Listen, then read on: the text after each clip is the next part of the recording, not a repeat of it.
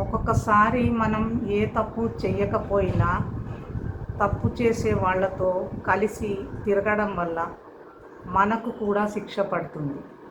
ఇందుకు ఉదాహరణగా తోడేలు కోతి కథ చెప్తాను. ఒక అడవిలో ఒక తోడేలు జంతువులను చంపి తింటూ ఉండేది. ఒక్కొక్కసారి తినడానికి ఏమీ దొరకకపోతే పక్కనే ఉన్న గ్రామానికి వెళ్ళి మేకలను చంపి అడవికి తెచ్చుకొని తింటూ ఉండేది. ఇదంతా ఒక కోతి గమనిస్తూ ఉండేది.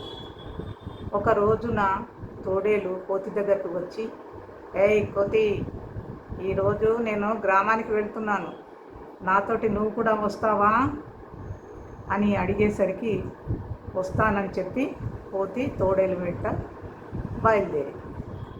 అయితే గ్రామంలో మేకలు మాయమవ్వడం గమనించిన కొందరు యువకులు దొడ్డు కర్రలతో రాత్రిపూట కాపలా కాయడం మొదలుపెట్టారు.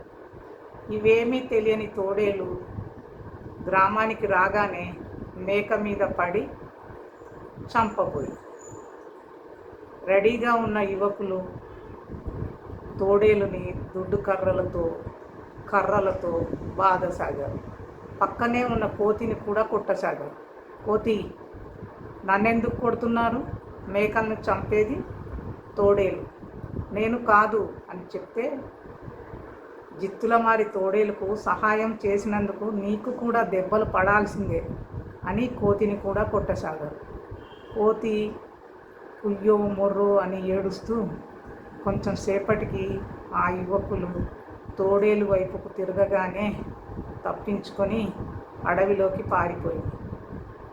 ఇంకోసారి చెడ్డవాళ్లతో స్నేహం చెయ్యను, తప్పు పని ఎప్పుడైనా తప్పే అని బుద్ధి తెచ్చుకొని చెడ్డవాళ్లతో స్నేహం చేయకుండా ఉండాలని తీర్మానించుకుంది.